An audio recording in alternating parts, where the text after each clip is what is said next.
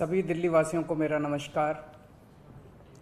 पिछले एक साल से जब से कोरोना शुरू हुआ है, मैं समय समय पे आपके बीच में आके सभी तथ्यों को, परिस्थितियों को ईमानदारी के साथ आपके सामने रखता रहा हूँ, आपसे चर्चा करता रहा हूँ।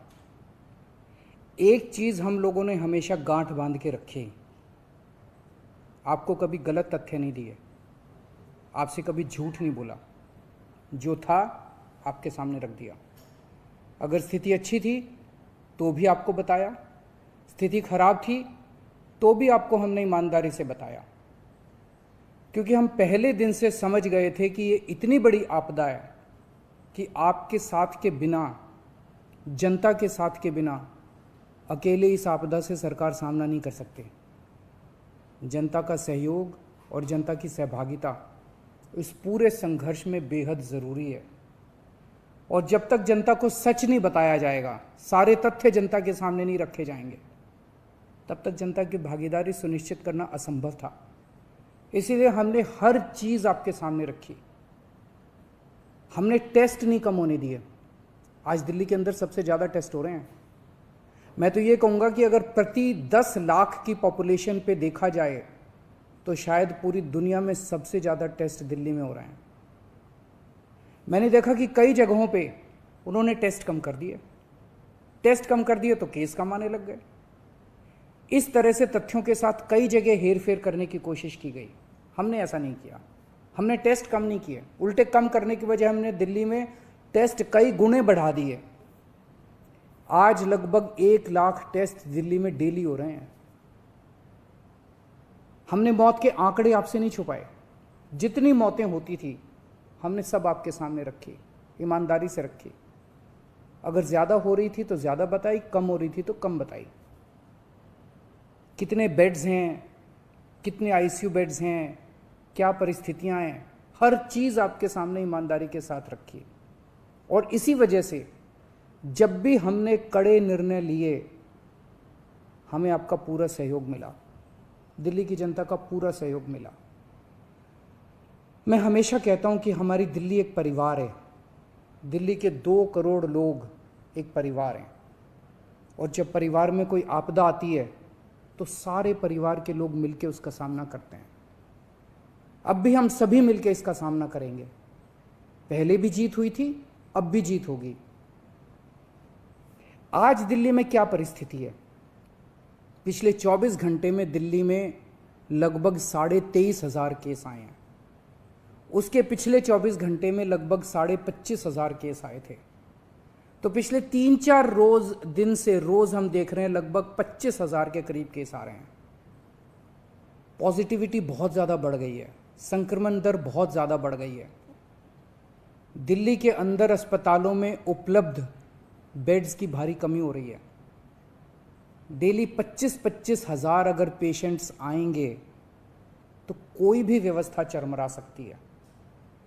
दिल्ली के अंदर बेड्स की भारी कमी हो रही है। आईसीयू बेड्स दिल्ली में लगभग ख़त्म हो गए हैं। आज सुबह मैं ऐप पे देख रहा था 100 से भी कम आईसीयू बेड्स दिल्ली में बचे हैं। ऑक्सीजन की भारी कमी हो रही है। कल हमने सेंट्रल गवर्नमेंट को भी लिखा है, उनसे बातचीत चल रही है। परसों रात को एक हादसा होते होते बचा। एक प्राइवेट हॉस्पिटल ने हमें बताया कि परसों रात को 3 बजे के करीब उनके अस्पताल की ऑक्सीजन लगभग ख़त्म हो गई। वो बोले जी हम तो बहुत बुरी तरह से डर गए, बहुत बड़ा हादसा हो सकता था। इधर उधर हाथ पैर मार के किसी तरह से उन्होंने कहीं से ऑक्सीजन का इंतजाम किया। दवाइयों की कमी हो रही है, रेमडेसिविर दवाई की खासकर काफ़ी कमी हो रही है।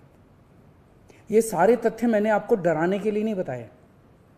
ये सारी परिस्थिति है और इन परिस्थितियों में हमें अब अगला कदम क्या उठाना है, इस पे चर्चा करने के लिए मैंने आपको ये परिस्थिति बताई है।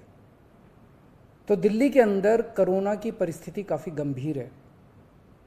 अभी तक हमने दिल्ली के अंदर हेल्थ सिस्टम को बड़े अच्छे तरीके से मैनेज किया। दिल्ली में 4थी वेव आई है। पहली वेव पिछले साल जून में आई थी जिसमें 4,500 के करीब केस आए थे। दूसरी वेव आई फिर सितंबर में, फिर तीसरी वेव आई जिसमें 8,500 के करीब केस आए थे। दुनिया के कई शहर ऐसे हैं, बड़े बड़े देशों के, विकसित देशों के शहर, जहाँ 6,000 केस आए तो उनका पूरा हेल्थ सिस्टम चरमरा गया, कोलैप्स कर गया। दिल्ली में 8,500 केस आए पिछली बार तीसरी वेव में, तब भी हमारा सिस्टम कोलैप्स नहीं किया, उल्टे हमने और ज़्यादा अपनी तैयारियां शुरू कर दी। आज 25,000 केस आए हैं। अब दिल्ली का हेल्थ सिस्टम अपनी सीमा तक पहुंच गया है। हमारा हेल्थ सिस्टम अब बहुत ज़्यादा तनाव में है। मैं ये नहीं कहूँगा कि हमारा हेल्थ सिस्टम अभी कोलैप्स किया है, लेकिन आज हमारा हेल्थ सिस्टम बहुत ज़्यादा तनाव में है। किसी भी हेल्थ सिस्टम की अपनी सीमाएं होती हैं। अनगिनत पेशेंट्स तो कोई भी सिस्टम नहीं ले सकता ना। किसी भी सिस्टम की अपनी सीमाएं हैं। पिछले 5 साल में आपकी सरकार ने दिल्ली में बहुत बड़े स्तर पे स्वास्थ्य के क्षेत्र में काम किया है। खूब नए हॉस्पिटल खोले हैं, मोहल्ला क्लिनिक, पॉली क्लिनिक बनाए हैं। बहुत बड़े स्तर के ऊपर स्वास्थ्य के क्षेत्र में काम हुआ है। यही कारण है कि आज 25,000 केस के ऊपर भी दिल्ली का सिस्टम चल रहा है। लेकिन अब इसके बाद अगर तुरंत कुछ कठोर कदम नहीं उठाए गए तो ये सिस्टम कोलैप्स कर सकता है। और अगर हेल्थ सिस्टम कोलैप्स कर गया तो मुझे डर है कहीं बहुत बड़ी त्रासदी ना हो जाए। जैसे मैंने बताया कि कल एक अस्पताल में ऑक्सीजन बिल्कुल ख़त्म हो गई थी और बहुत बड़ी त्रासदी होते होते बची। मैंने वीडियोस देखे हैं, तस्वीरें देखी हैं, आपने भी देखी होंगी सोशल मीडिया पे। दुनिया के कई शहर ऐसे हैं जहां कॉरिडोर में पेशेंट्स पड़े हुए हैं, सड़कों के ऊपर लोग दम तोड़ रहे हैं। अभी तक हमने दिल्ली को उस किस्म की त्रासदी से बचाया है, वैसा नहीं होने दिया। आज सुबह 11 बजे मेरी और एलजी साहब की मीटिंग हुई और इन सारे पहलुओं के ऊपर, सारी परिस्थिति के ऊपर काफ़ी विस्तार से बातचीत हुई। और उस बातचीत के बाद हमें ये लगा कि दिल्ली का हेल्थ सिस्टम बड़ी मात्रा में और अधिक पेशेंट्स अब लेने में असमर्थ है। अगर हमने अभी लॉकडाउन नहीं लगाया तो कहीं ऐसा ना हो कि बड़ी त्रासदी हो जाए। हम किसी भी हालत में दिल्ली को उस परिस्थिति में नहीं ले जाना चाहते जहां कॉरिडोर के अंदर पेशेंट्स पड़े हैं, सड़कों पे लोग दम तोड़ रहे हैं। आज सभी परिस्थितियों का जायजा लेने के बाद आपकी सरकार को ये लगता है कि दिल्ली में कुछ दिन के लिए लॉकडाउन लगाना ज़रूरी है, तो आज रात को 10 बजे से अगले सोमवार को सुबह 5 बजे तक 6 दिन के लिए दिल्ली में लॉकडाउन लगाया जा रहा है। इस दौरान जाहिर है कि जो एसेंशियल सर्विसेज हैं वो जारी रहेंगी, खाने पीने की, मेडिकल व्यवस्थाओं की वो जारी रहेंगी। ये शादियों का सीज़न है, लोगों के बड़े मुश्किल से रिश्ते बनते हैं, हम उनके रिश्ते तोड़ना नहीं चाहते, तो लोगों की शादियां संपन्न हों, लेकिन केवल 50 लोगों के गैदरिंग के साथ संपन्न हो। उसके लिए अलग से पास दिए जाएंगे।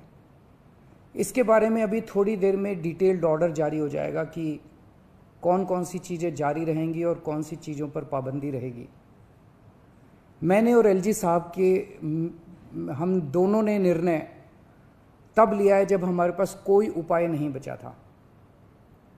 हमारे लिए निर्णय लेना आसान नहीं था, क्योंकि मैं समझ सकता हूं कि लॉकडाउन के दौरान किस तरह से लोगों के रोज़गार ख़त्म हो जाते हैं, लोगों की कमाई ख़त्म हो जाती है, और ख़ासकर सबसे गरीब तबके के लिए तो ये बेहद मुश्किल होता है।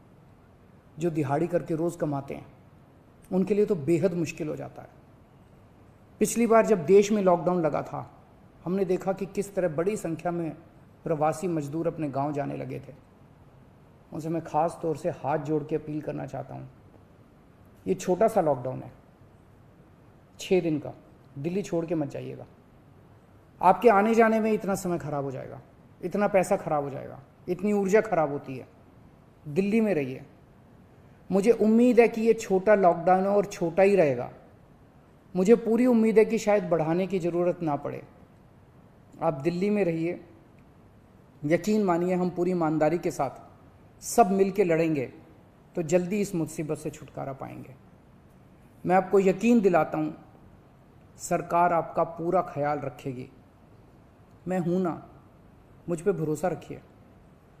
मेरी दिल्ली के सभी नागरिकों से अपील है कि ये निर्णय हमने बहुत मुश्किल से लिया है। आप सब लोग जानते हैं कि मैं लॉकडाउन के सख्त खिलाफ रहा हूँ। हमेशा से मैंने लॉकडाउन का विरोध किया है। मेरा ये मानना है कि लॉकडाउन से कोरोना ख़त्म नहीं होता, लॉकडाउन से कोरोना की स्पीड कम हो जाती है। मेरा हमेशा ये मानना है कि अगर किसी भी शहर या राज्य की स्वास्थ्य व्यवस्था अपनी सीमा तक पहुंच जाए तो लॉकडाउन लगाना जरूरी हो जाता है, ताकि पेशेंट्स का नंबर कम हो जाए, ताकि हेल्थ सिस्टम को और दुरुस्त किया जा सके। ये जो 6 दिन का लॉकडाउन हम लगा रहे हैं, ये जो 6 दिन हम ले रहे हैं आपसे, इन 6 दिनों के अंदर हम बहुत बड़े स्तर के ऊपर और दिल्ली में बेड्स की व्यवस्था करेंगे। केंद्र से हम मदद मांग रहे हैं, उनसे लगातार संपर्क में हैं। केंद्र सरकार हमारी मदद भी कर रही है, उसके लिए हम केंद्र सरकार के शुक्रगुजार हैं। उनसे ऑक्सीजन की व्यवस्था करेंगे, दवाइयों की व्यवस्था करेंगे। इस लॉकडाउन के समय को हम इन सब चीज़ों के लिए इस्तेमाल करेंगे। मेरी अब सब लोगों से गुजारिश है कि लॉकडाउन का पूरी तरह से पालन करें, घर से बाहर इस दौरान ना निकलें। पहले भी हमने कई कठिन निर्णय लिए और आपने मेरा पूरा साथ दिया। मुझे पूरी उम्मीद है आज भी आप मेरा साथ देंगे। हम मिलके इसका मुकाबला करेंगे और ज़रूर जीतेंगे। नमस्कार।